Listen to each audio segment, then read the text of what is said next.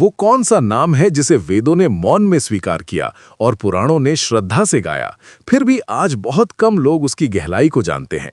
क्या वास्तव में एक नाम में इतनी शक्ति हो सकती है कि वो जन्मों के संस्कार बदल दे?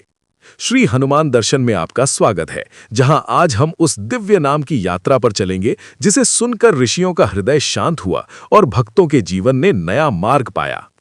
हनुमान नाम की महिमा केवल लोक कथाओं या भावनाओं तक सीमित नहीं है, बल्कि वो सनातन परंपरा की उस गहराई से जुड़ी है जहां शब्द स्वयं ब्रह्म बन जाता है। वेदों में प्रत्यक्ष रूप से हनुमान जी का नाम कम दिखाई देता है, लेकिन जब हम उनके मंत्रों की भावना और तत्व को समझते हैं तो वहां एक ऐसे दिव्य बल का संकेत मिलता है जो प्राण, वायु और चेतना को नियंत्रित करता है।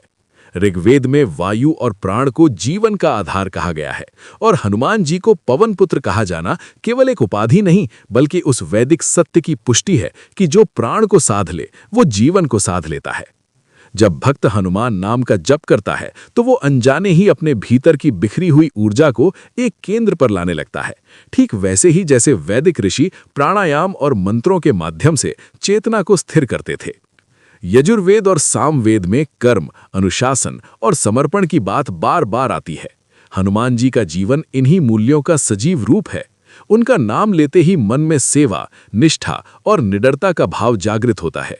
पुराणों में जब हनुमान जी का वर्णन आता है तो वे केवल एक शक्तिशाली योद्धा नहीं दिखते, बल्कि एक ऐसे भक्त के रूप में प्रकट होते हैं जो अपने आराध्य में पूर्णतः लीन है।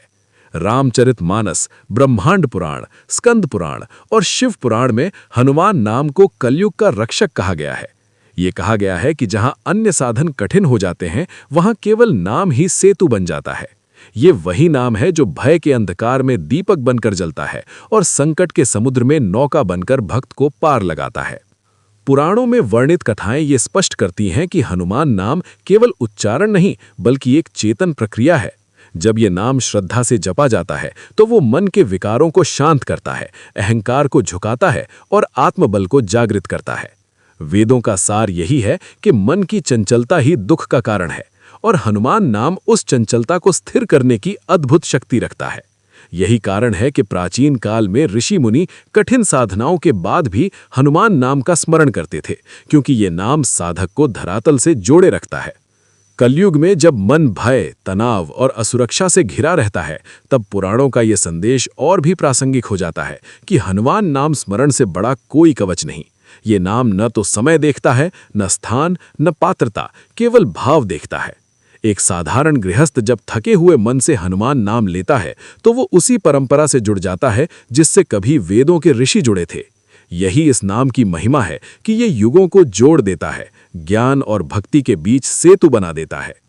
हनुमान नाम का जप करते समय जब भक्त आंखें बंद करता है तो वो केवल शब्द नहीं दोहराता, बल्कि अपने भीतर के भय, संशय और दुर्बलता को धीरे धीरे छोड़ता चला जाता है।